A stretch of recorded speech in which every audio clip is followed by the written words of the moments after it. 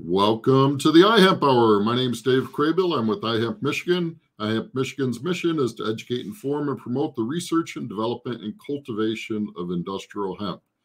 iHemp advocates for wellness and people on the planet through hemp, and it begins with the farmer. But as usual, we're going to start with Mike Brennan. Say hi, Mike. Hi, Mike. Yep, 420 posts. We're the dark side of the 0.3, so check us out sometime. Yep. So, and then we have Blaine Bechtold. Hey, everybody, and thanks, Mike, for coming on. And Mike, we like you because the dark side has cookies, and everybody likes cookies. So, Yeah. I was at Spark in the Park last Saturday. I'll tell you stories about that later. But all right.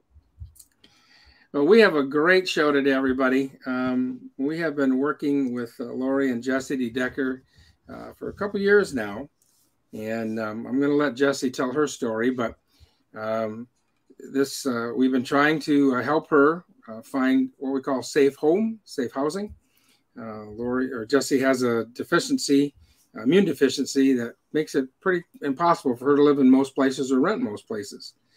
So through a lot of hard work and pushing forward, we finally have a project this year that we want to share with everybody and let you know where we're at. And this is going to be a big benefit for a lot of people, for sure.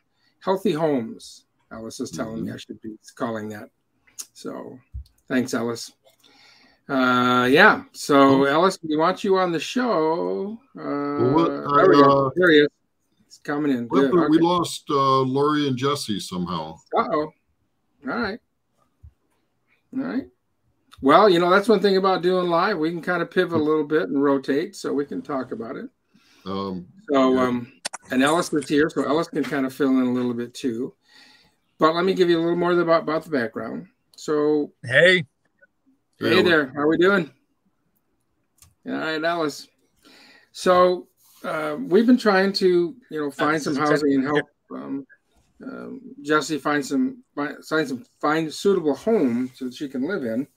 And so this home is going to be built with a lot of things that we call healthy homes, and material that's not going to cause her to have reactions or be unsafe for her to live in. And a lot of it's going to be hemp material. A lot of it's going to be some other material as well. A lot of the problem that she has is with off-gassing and things, and I've learned a lot of things through this whole process. And even one of the things that affects her is actually even the electromagnetic in the home. So where you plug into the outlets and things like that, those are all going to be taken in. Some of the lighting she even has to be careful about. So a lot of things that we're going to be able to help her with, and we're looking forward to it. There they are. They're back now. So that's what we're going to talk about. And there's going to be there's also a lot of other stuff going on. I just want to throw in a real quick fiber fort, Kim Crow's this Saturday in Fenville. If you're not doing anything and you're interested, they've got a project out there they're inviting people to come to. We're going to have information about that on a later show, but I'm going to call it a tire home. They're actually taking tires and using that along with hempcrete, and making a home out there. So we'll have more to talk about on that too as well. So, but Jessie, how are you doing? Hi, we got back in. I'm doing okay. I'm going to be here. Good. Well, we're glad to have you on, and we're glad that we've been able to help move this project forward as best we can going forward. So, Jessie, maybe if you could, you or Laurie, maybe you can kind of tell a little bit about your circumstances and why you have this and what we're trying to do to help you.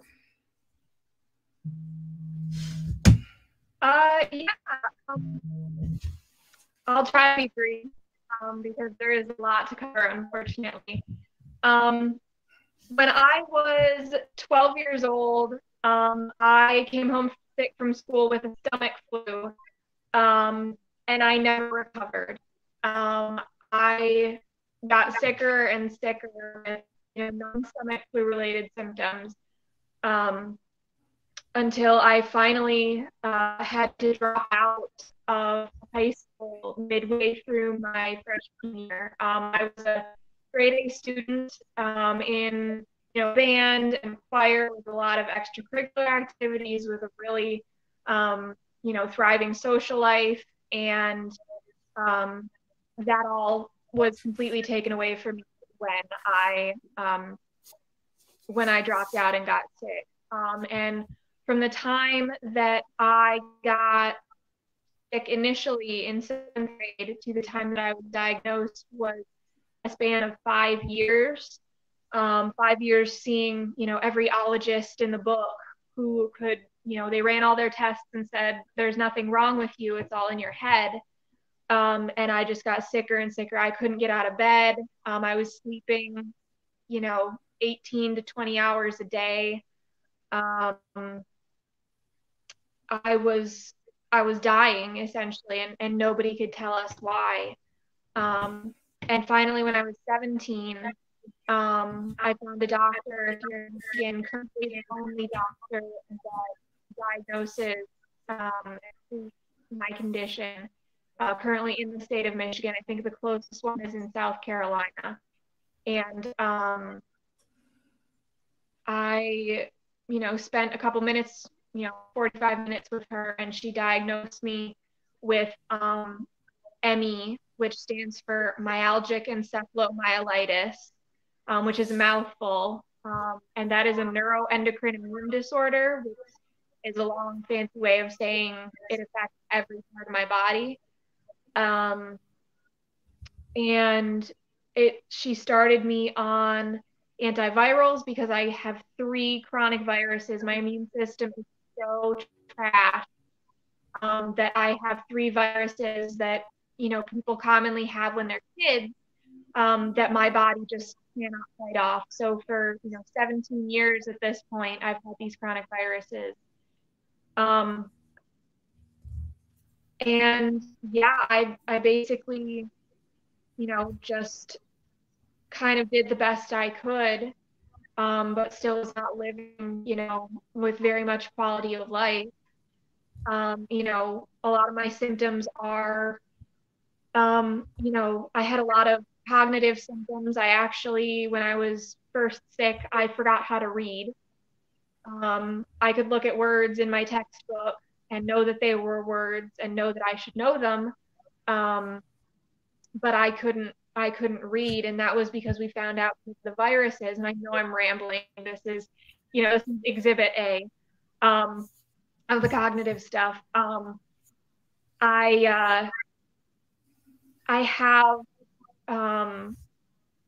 the viruses basically gave me, extreme inflammation in my brain, that it just basically, my brain was so inflamed that it was pressing against my skull, and you can imagine, that kind of affected everything, cognitive function. I have memory problems. I, have trouble finding words.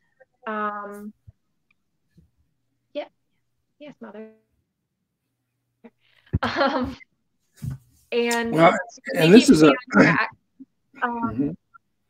said, I'll give you a short one, and I'll try to give you a full picture. Yeah, and so 2019, I had a massive cerebrospinal fluid leak, which is the fluid that surrounds your brain and keeps it where it's supposed to be. And then in 2020, I was diagnosed with craniocervical instability, which means that my neck is not strong enough to hold my head up, and my skull was pressing down on my brain stem, which, as you can imagine, caused a lot of issues.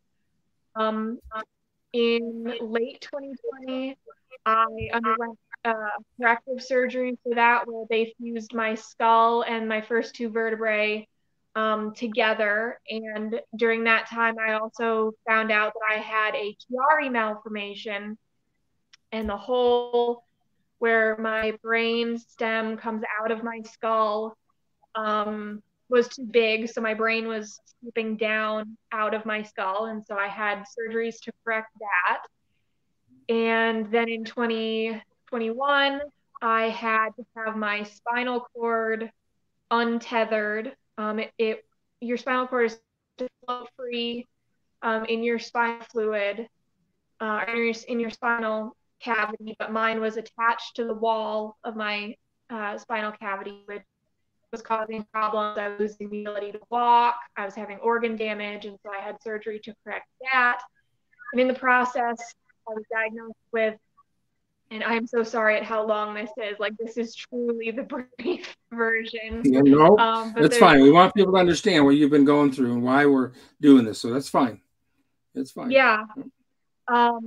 And in that whole process, in which I had to go to New York City, Long Island, New York, twice during the pandemic, being severely immunocompromised, because the second closest surgeon who specializes in the issues that I have with my brain and my spine is in Barcelona, Spain. And so we went to New York City twice and had these surgeries. I had these surgeries.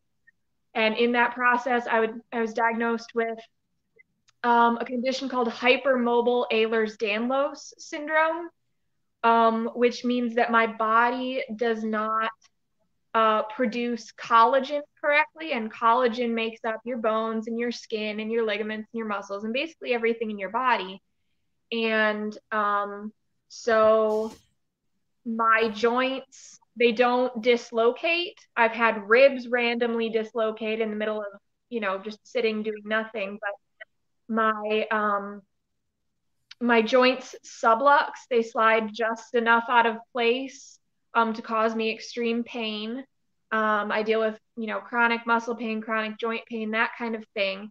And, coming to the end of the circle, I was also diagnosed with mast cell activation syndrome,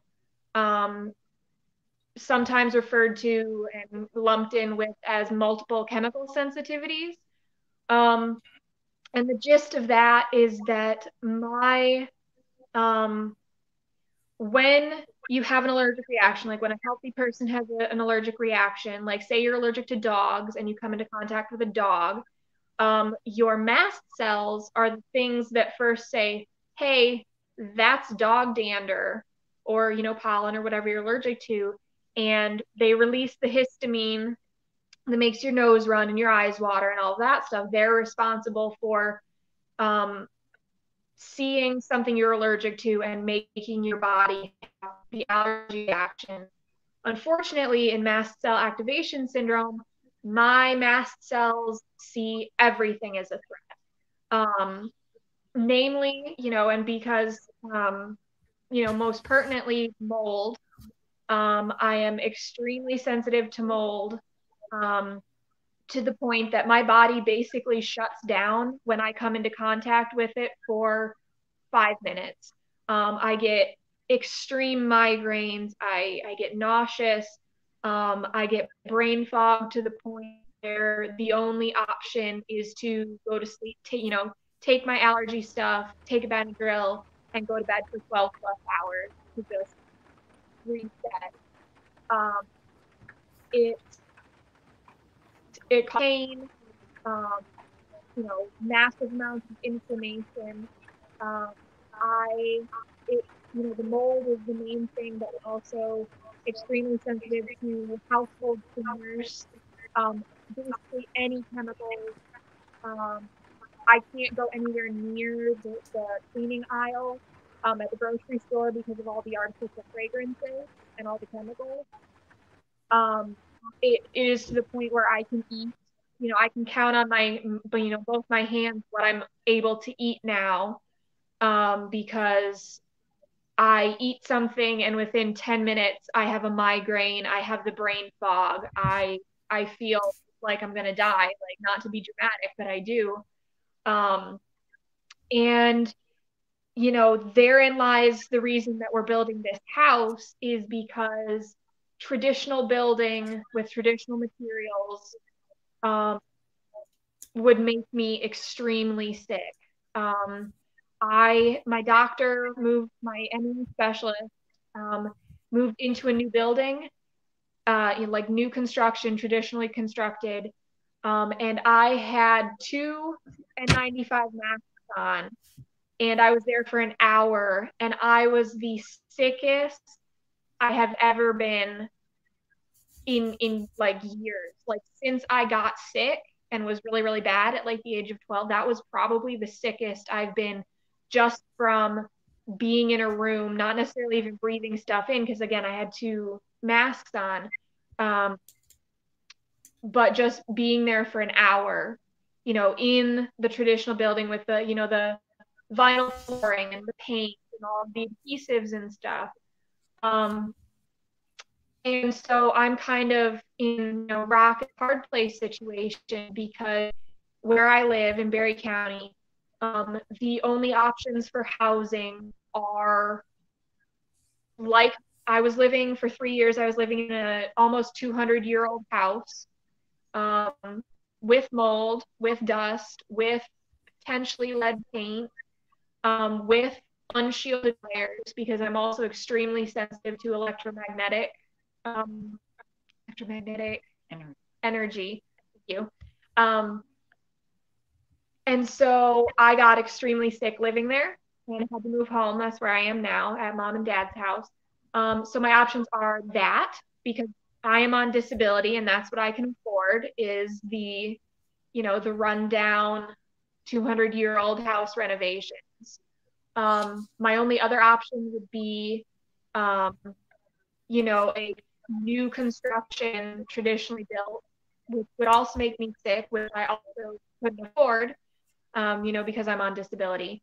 And so I have nowhere to live that won't make me sick. My parents' house is relatively safe. It's not ideal, but it is the best option I have. And so my life right now is pretty small, because I can't live pretty much anywhere. I either would react to it or I can't afford it. And this is, you know, many people haven't heard about this, obviously, and it's not probably real talked about, but this is quite a widespread, and there's a lot of people that are affected by this throughout the United States and the world, actually. So I remember when your mom, you know, first approached me and said, hey, you know, we'd like to try to do something for her, and we think that hemp will be a real benefit as we move forward trying to build a house. And so that's how that all kind of started. So, but let's bring Ellis and Cory in a little bit on the conversation and see how Ellis, how he got involved with this. And now Cory's with Hemp for Humanity. He's out of Ann Arbor areas where he's at. We don't have either of them in the... Okay. Well, let me ask a quick question of Laurie. Oh, we're getting an echo there. Yep. Just essentially, what percentage of the population suffers from these conditions? I'm just curious. And it looks like we're losing Jessie and Laurie now. A little bit too. All right, well, we'll see if the guys come back in. So one of the things that's happened over the past 2 years with really planning this and working this is we've been working with some architects and they've been helpful in trying to do it. But when Ellis and Cory got involved here, things really got a chance to move forward and really be able to plan some really, really good stuff. There's also some other players that are involved with it too that are helping. Again, she brought up the thing about the electromagnetic thing. You know, I didn't even think about that. You think, boy, LED lighting would be one of the better things to do, right? Not a problem there. But actually, the LED lighting actually puts out a spectrum or a magnetic field that affects her. So she's got to go back to incandescent lighting kind of thing. That doesn't do that. That doesn't have that same wavelength or same energy to it that it puts out. So it's not going to be a huge house by any means, but it's really nice. Laurie has been able to, and her husband have been able to partial out some of the area on their property for her to be able to build this home. The building codes and building people have been really behind this as well, and it sounds like that permits are going to be pulled. And Jessie or Ellis has drawn up some plans. They've been going over those. And today was their day to start with their fundraising campaign they're doing. And so kind of it's being run right now through Hemp for Humanity. And there'll be ways for everybody to be able to donate and help with that. money is obviously one thing that everybody needs when they move forward on a project like this, but also even in-kind support. Materials. If you're local in the area, come out, and we'll be trying to have some workshops as this project develops more and as it gets built. We'll be having people come out and take a look at it and be able to help support her, because you can obviously tell from her story it is basically hell for her just to live anywhere. So I see we got Ellis back. Ellis, Blaine, what's where in Michigan? Where is it at? Yeah, it's going to be near Hastings, Michigan is where it's going to be. Okay. A little south and west of Lansing, where it's going to be. I'm familiar. I'm from the Grand Rapids area originally. Yeah. So Ellis, I see you got us there. So Ellis, tell the story how you got kind of involved in this and what your role is in this whole thing.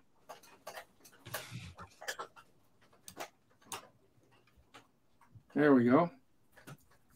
Well, we got audio, our video. We got video. He's a good-looking guy. I haven't had a chance to meet him personally yet. But actually, he was at our workshop, Dave, in when we did it in Ann Arbor. He might not be able to hear you. I can't tell if he's moving or not. Yeah, so. He was having some. There he goes. No, we still don't have audio. Can you hear us? Ellis, we can't hear you. He can't hear us. Okay, anybody good at lip reading? You got to love live shows. Huh? You just never know what's going to happen. You just got to. Yeah, we may have to redo this at a better time. We got more. Yeah, we need.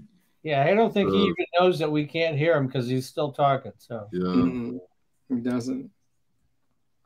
All right, how about Jessie and Laurie? Back to you. Well, I can tell you how Ellis got involved. Okay. Actually, as and then they just dropped out. All right. One of those days. Well, I'll tell you what, guys, why don't we I'm going to try to chat with Ellis right now. Ellis? What's going on with the internet on the west side of the state? It's been really weird. I'm surprised my internet has a problem because my phones have been just weird over here for some reason. Well, Cody's in Ann Arbor. Oh, Cody's back. Cody, are you actually there? With the couple of months in design and looking at what she needs. Oh, they're still talking. Okay. Yeah. Yeah. What makes life easier for her. So. Okay. We're having technical problems. How about Cody? Cody, are you there? Can you hear us? Yeah. Interesting. If they switch off their video, that'll still give them audio and they can talk, but we just won't see them. Sorry, we're having technical stuff on this end too. That's all right, Laurie. Can you try to turn off your video? We think if you turn off the video, we may be able to hear you better. And then let's try that.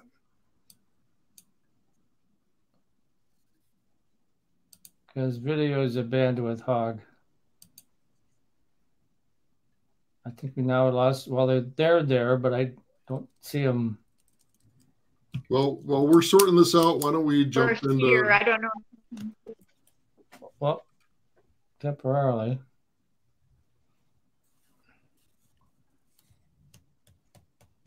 I know Ellis is saying some great stuff, but how far are they from their router, too? That's another thing. That I don't know. Yeah, I don't know. How about Cody? Cody, are you there? I see him. There we go. He can also turn off his video if he's having issues, and we can just talk to him. Well, I know he didn't want to use his video, but he was talking, and now he's back on mute again. Cody, unmute if you can hear us. There we go. How, Cody? Hey, sounds like it's lagging a little bit. Yeah, okay. Well, we can deal with lagging. That's okay, right. good. All right. We didn't hear anything you said. We could see your lips moving, but we couldn't hear you. No, this is Cody. This isn't Ellis. This is Cody. Oh, okay. Cody with Hemp for Humanity. Oh, I'm sorry. I got all switched up here. Sorry. That's all right. So, Cody, help us out here a little bit. Give us a little background on this project and what you're going to be able to do and what you're doing. And Yeah. So Hemp for Humanity is an organization where we're primarily focused on, farming, supply chain, and building. And Lori and Jessie had approached us with this project to build this healthy home, and it was right in alignment with what our mission is, to build sustainable, healthy, and accessible housing. And Jessie is a prime candidate to build out a house that is accessible for everyone, no matter what conditions or sensitivities that they have. And so me and Ellis with Wills-Begley Architecture and Design, and then Pandolfi Productions working with marketing, all came together and put together this project. Ellis designed it, and we are looking to start raising money to build Jessie this house that she needs, and also bring a bunch of awareness to other people with these types of conditions that are currently sleeping in their cars or homeless and can't find a healthy place to stay. And so that's the goal of our organization, is to create these homes. And right now, I think that we're having a really good team come together to make it happen. Ellis, I see you got back in okay. Can you hear us? Let's see if we can hear you.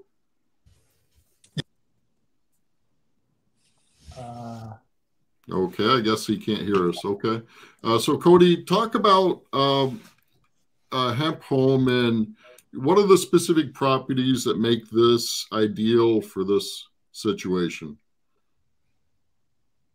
The hemp creates an all-natural material, and so it doesn't have the same VOCs that you would find in a lot of conventional building materials. So those volatile organic compounds are what would be triggering Jessie's sensitivities. And so building with hemp, you're avoiding all of those. And we're also doing a material audit on all the other materials that we're using for the house as well, because that all has to meet certain emission standards and actually be not agitating to Jessie's sensitivities. On top of that, it's actually mold resistant and pest proof, so people dealing with mold allergies won't have to worry about those spores getting in and agitating them in that way. And then it also has great sound properties, so it's going to insulate for sound. It's going to be a good sound barrier. And on top of that, it has a great thermal performance. So we can make sure that it's a healthy, efficient, and accessible house. One of the things you mentioned, Cody, too, which is important, is sustainable. That's one of the big things about this as well, Yep. And affordable, because like she was explaining, it's hard for her to work anywhere. She's on disability. She obviously has support and love of her parents to help her out here, but other people that have this problem don't have those kind of resources and availability to them. And so that's really important as well. Yeah, it certainly is. Yeah. So how much does something like this house, how many square foot, and then how much does it cost to build? So this project is going to be a 1,000 square foot structure. It's 1,010 square feet, 1,100 if you count the deck. And we are trying to raise $250,000 for this house. And that would include all the materials and the labor and everything to put it together. And is like a GoFundMe program, or what exactly is the vehicle? Yeah. So we actually just launched our GoFundMe. So you can check all that out on h4h.earth/Canary Homes. If you want to learn more about Jessie, these conditions, you want to know where to donate or help out or volunteer to get involved, you can find all those resources there on h4h.earth. And yeah. Why don't you put that in chat, Blaine, so I can promote it on my site too? Okay. In fact, Dave, can you go to Canary Homes and bring up the website maybe? Yeah, you bet. I can do that. So Hemp for Humanity is h4h.earth, right, Cody? Correct.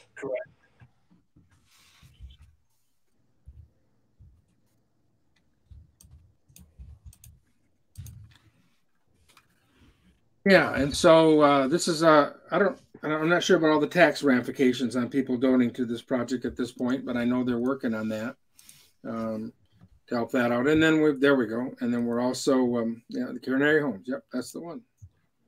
Yeah. So right now, we set up the GoFundMe because all these proceeds are going to go through the Hemp for Humanity Foundation, which is a registered nonprofit.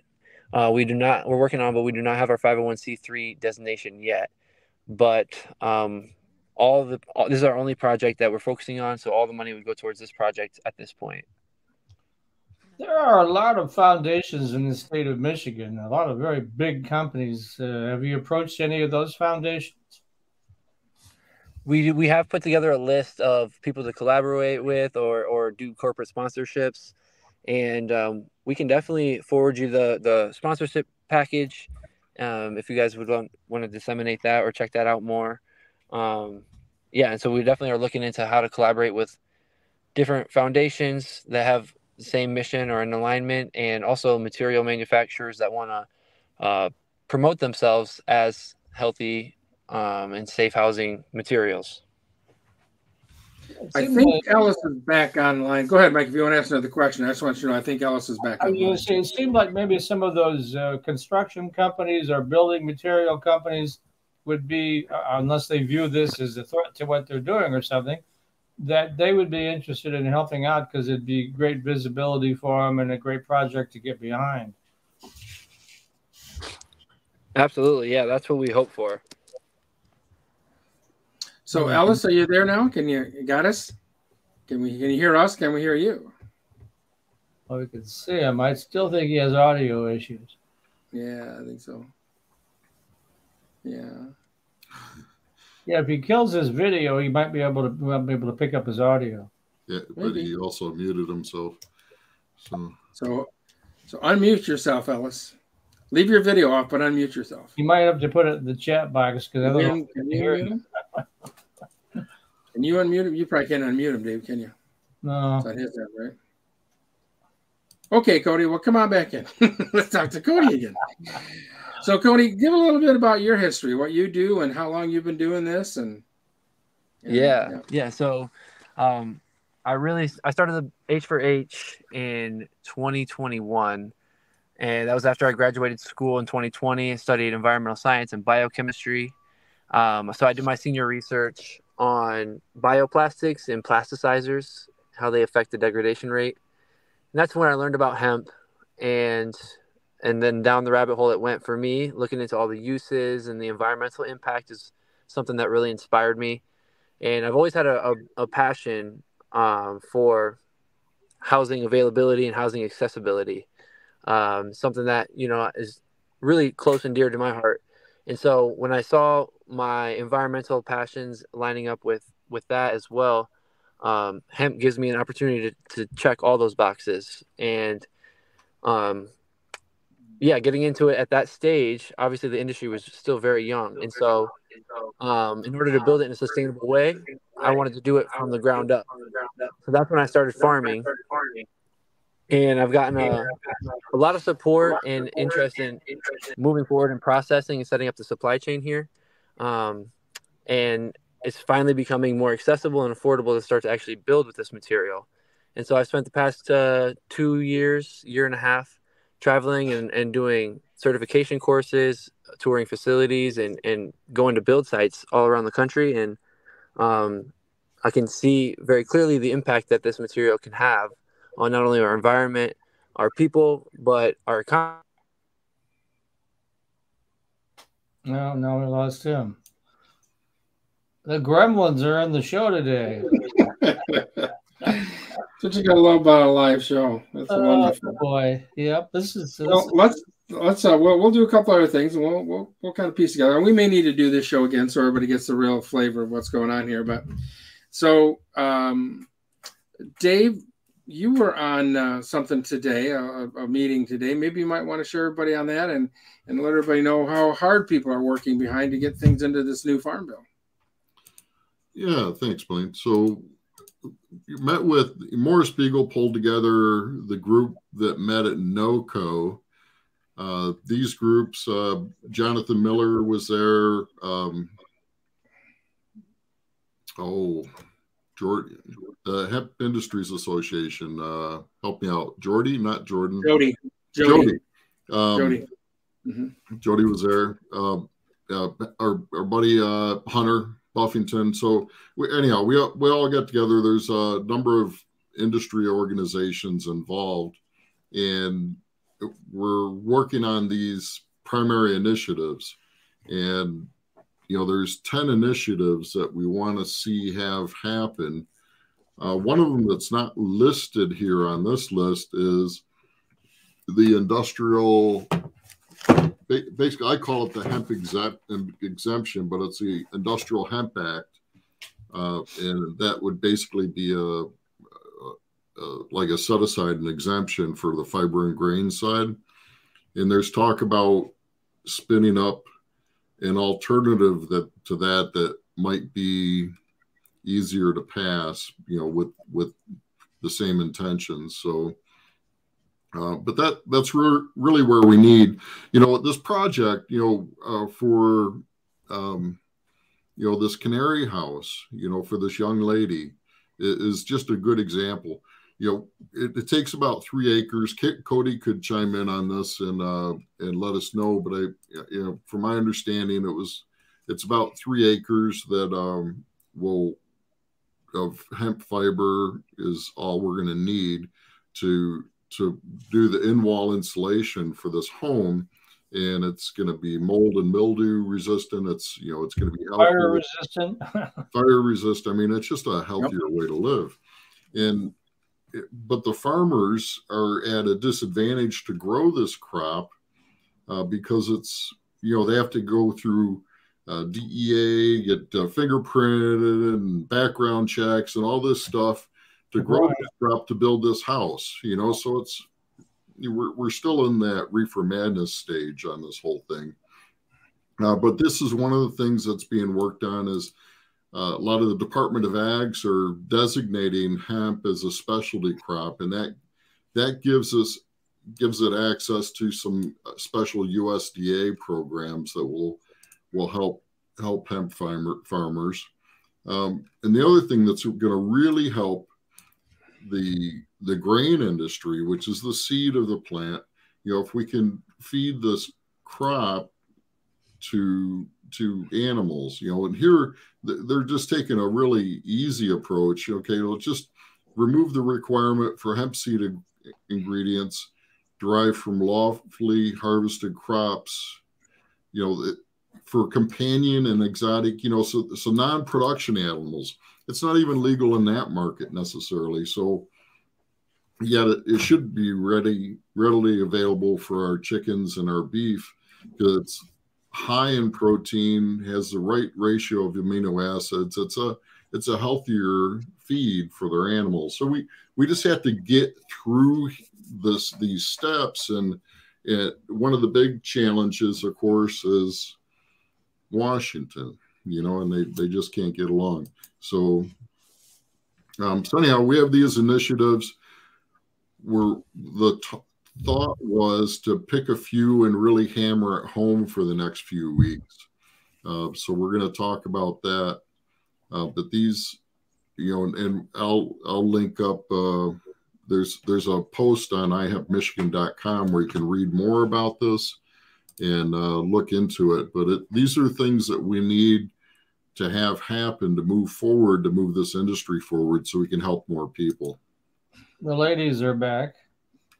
Looks like they moved outside. A little better connection, maybe. Can you hear us okay? You need to unmute because you're on mute. There we go. Yeah, okay, sorry. Technical difficulties. We have a better not just signal. you, it's everybody today, so it's all right.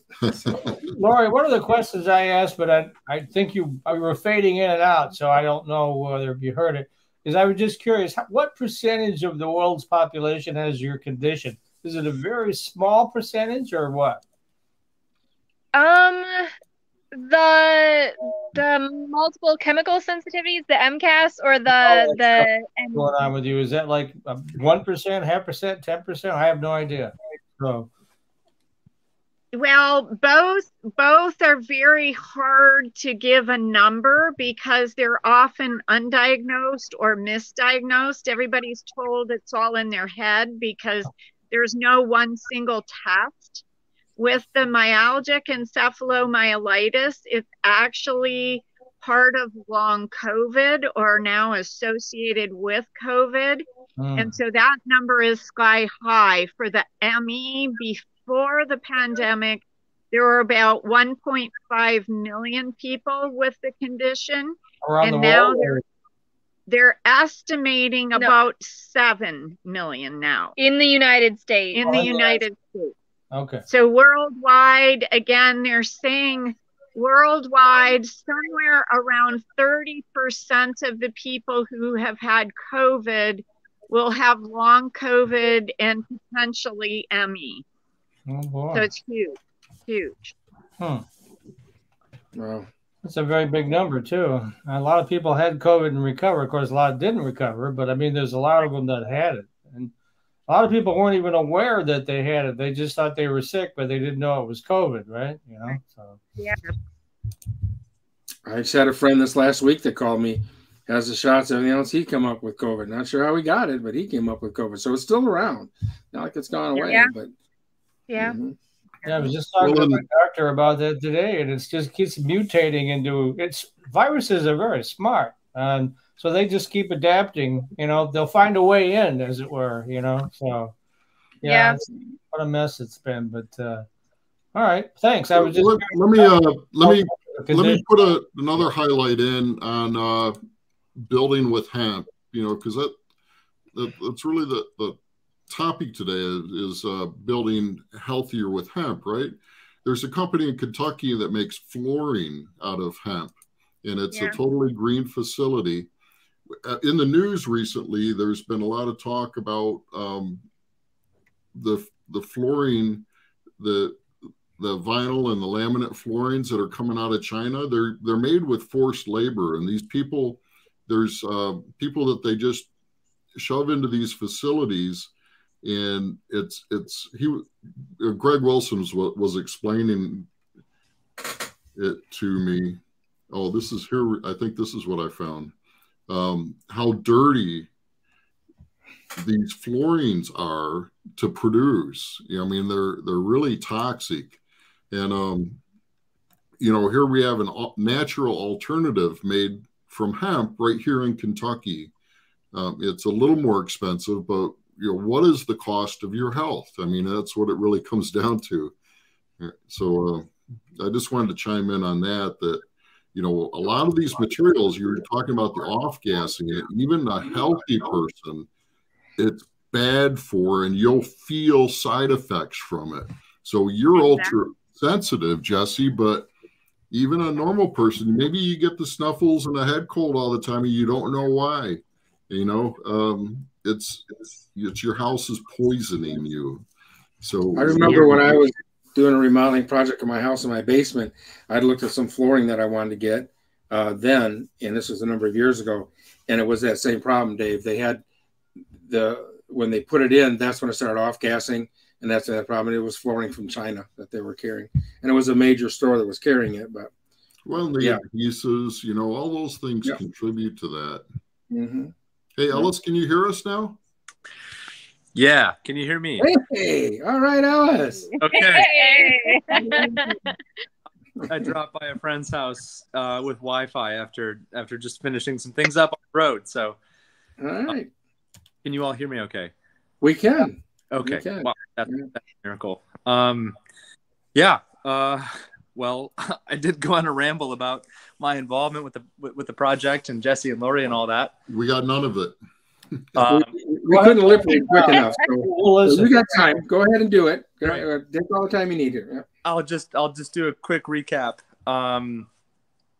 Yeah, it's been an honor to be a part of this project. I mean, it's been a real team to get to this point that we're at, like launching today. There have been so many people, you know, putting in, you know, hours and meetings to get to this point of having a website, having a page, having a GoFundMe, having site plans and, you know, designs. And so I've been helping with design work, architectural work, doing 3D modeling, and working with Jessie and Laurie on site specifics and the existing site and topography and all those things, and then doing research into the materials that go into building a healthy home. Not only materials, but as Blaine mentioned earlier, electromagnetic radiation, how you wire a home, and beside that too, there's so much data that supports the fact that you can build a home, you can build a healthy home wherever you want, and it can use the most healthy and natural materials that are available, but without the correct and appropriate site considerations, it might not all be worth it. And so even in this process of trying to build a healthy home, we've brought in building biologists who have been working to perform on-site and off-site analysis of this property that look into even higher level electromagnetic radiation, electromagnetic fields. And by that, I mean like power grids and ley lines and other like global and regional scaled electromagnetic conditions that would have an impact on the location of this home. So even though an architect like myself would come in and say, this is an ideal place to build, there's a lot more nuances to it than that. And luckily, with this project, we've been able to bring in this 2 different building biologists to consult on electromagnetic radiation, and then also someone to perform remote analysis on the site to help guide us through the process of knowing that where we're intending to build will be a healthy location. So not just the materials in the house, but the location itself will be healthy. So there's a lot more to it than that. I do want to reference and call attention to this book that has been a huge part of our learning process and design guidelines for this project, which is called The Prescriptions for a Healthy Home. Prescriptions for a Healthy Home. I highly recommend purchasing it. It's pretty dense. It's a bit more like a textbook, but we're hoping to distill some of that information in product selections and wiring processes and material selections, condensing that into a list of specifications so that as we go on with this Canary House project, we can provide to anyone else, healthy homes and a more accessible list of materials and processes. So I really highly recommend looking at that book, The Prescriptions for a Healthy Home. It's on their 4th edition now, and that edition takes into consideration electromagnetic radiation that it didn't in the past. So long story short, this journey has been really fulfilling so far, and so far we have really good support from the building department, from the township, to go ahead on dividing the property and getting building permits. And so we're in the process of pricing the house and getting closer and closer to applying for septic, land use permit, and building permit. And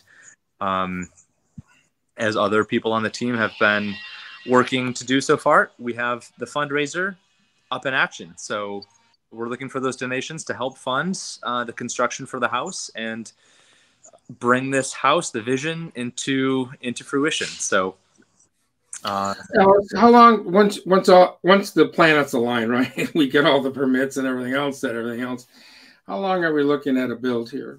Do you think this will be something that she'll actually be able to be in by this winter? Realistically, I think it's about a year, 9 months to a year for construction. So Cody and I have been talking about panelized construction processes that would help. One thing to note about hempcrete is that there is a curing process that's about 30 days. and Cody can correct me if I'm wrong about that, but even after casting hempcrete in place within the formwork of a house, it needs time to cure before an occupant can live in there. So, and other materials too. Even if it is a low VOC paint that we choose to use rather than a high VOC paint, it's best for the health of the occupant to wait until that house has had some time to air out, to ventilate, to sort of calm down from its building state before being occupied. So the safest approach is a slow approach.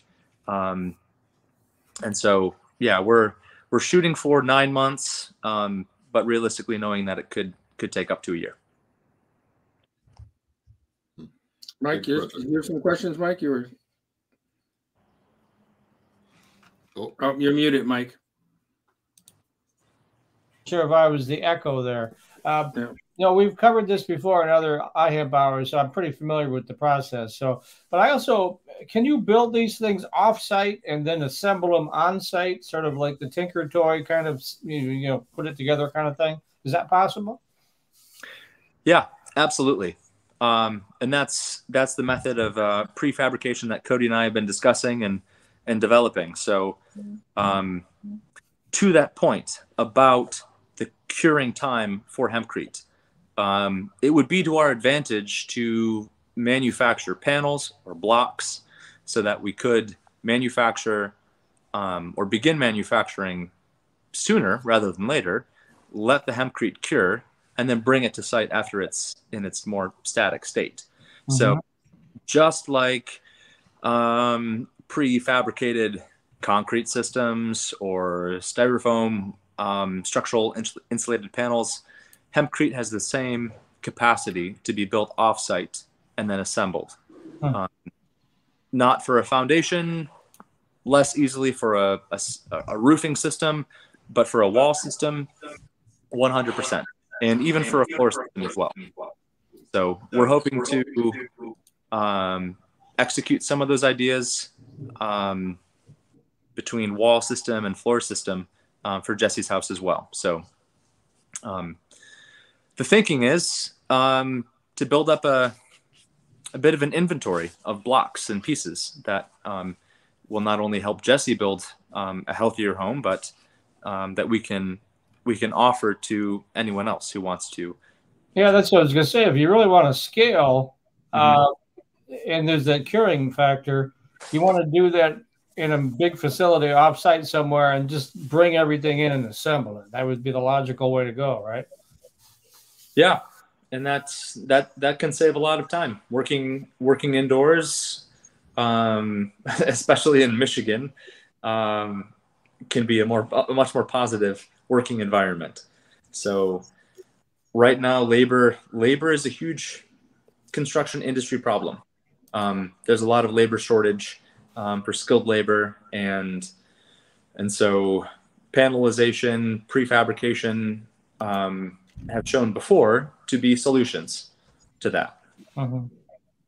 Okay.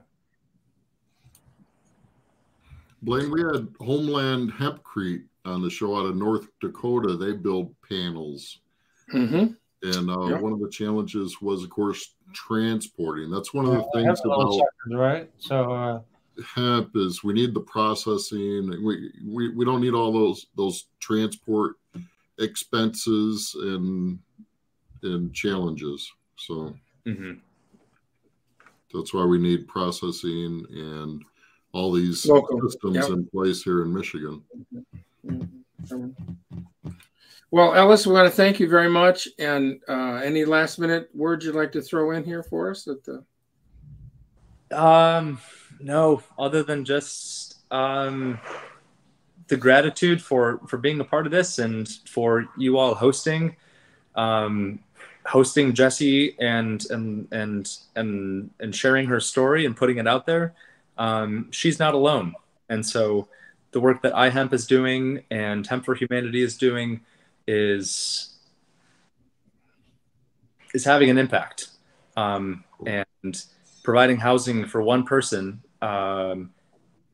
is providing housing. And so that's that's the goal that I'm working towards. And I think that's, collectively, that's something that we can all strive for. So putting the word out there is an opportunity, and little by little that those opportunities will scale and the impacts will scale. So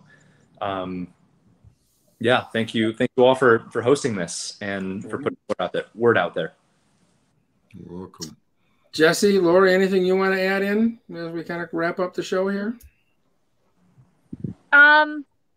Yeah, just again, as Ellis said, thank you so much for having us on and for highlighting this.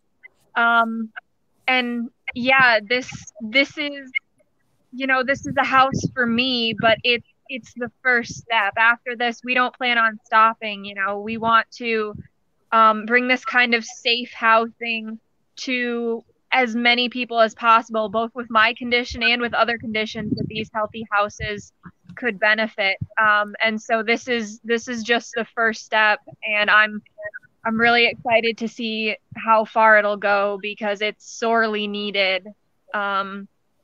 And yeah, just thank you so much for bringing attention to it, for for shouting our GoFundMe and stuff. Really a lot of gratitude to you guys for this. So thank you. Yeah, thank you. Okay. Well, we started this about a few years ago, Laurie. We haven't given up yet. We're not going to give up now. That's for sure. So, Cody, you're muted. Couple times I thought we were done, but we're not. No, we're far from done. You have been a champion pushing this thing through, girl. I know that We're for sure. rooting for you. Yeah. Cody, you're on mute, but anything you want to add? Or was it close up the show here? All right, well, let's jump into the news. Oh, there he goes. Okay, hang on, here he is. Go ahead, Cody. Oh, sorry about that. Yeah, I just wanted to, extend my gratitude as well for having us all on, and make sure I'm looking forward to keeping you guys updated on the social media of the progress of the project and how everything's going. And yeah, again, thanks so much. You're very welcome. Well, this will not be the last of this story. We will be continuing with this, and we will be keeping everybody updated as it moves through the different processes, and everybody will get a chance to help out if they want to be part of it in some small way. That's really going to be appreciated, and we can help a girl here have a normal life, which is all we'd like to have. We all want to have that. Whatever normal is anymore, I don't know for sure. But what is normal? What is normal? Speaking of normal, let's go to Ann Arbor and talk about the dark side. I have good news and bad news. Which do you want first? Okay. I'll give you, because you might drop out. Let's get the good news in. Get the good news out. Okay. Well, the May it's both medical marijuana and adult use marijuana numbers came out a couple days ago, and they came in just under $246 million for the month of May. And that follows two previous months that were roughly in the same area, 250 million-ish. So that means over the March, April, and May timeframe, we've sold $750 million worth of cannabis legally. I'm sure there's a lot of illegal stuff going on, but the only thing we can report on is the legal stuff.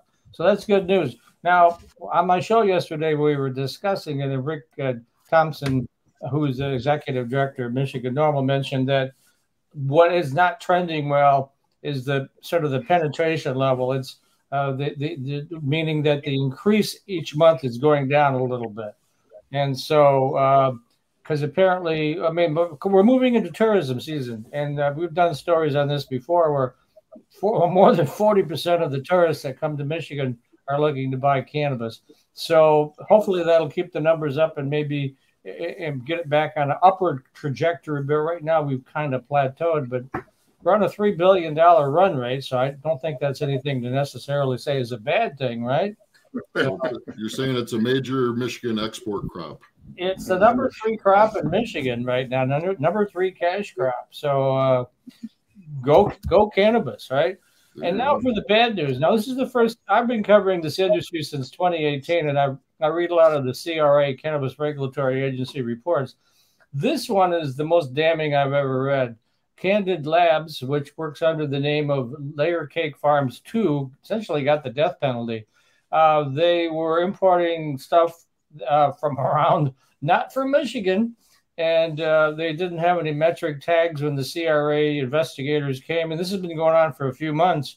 But just today that came down, and I'll read this to you because I want to be quoted accurately. I want to make sure I get this out accurately. The licenses will not be renewed, reinstated, reissued, or reactivated, limited, or otherwise at any future date. The business owner, Raymond Hanna, will be permanently prohibited from being employed or working in any capacity at a licensed marijuana business in the state of Michigan.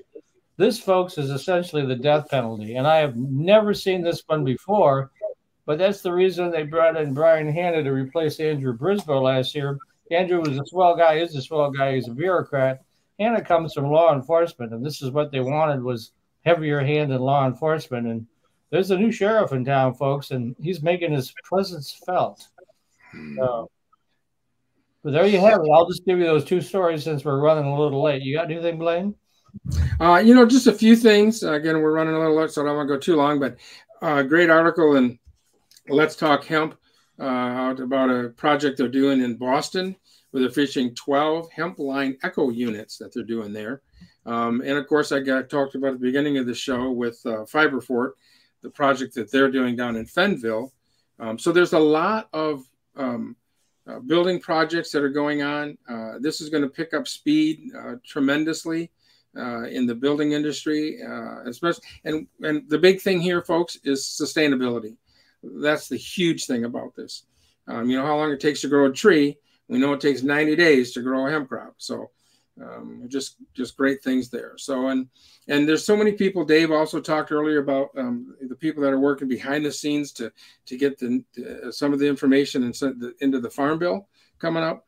There are just so many people working behind the scenes. I wish we could tell them all and tell everybody and do all that, but it's just know that this is not going going away anywhere soon.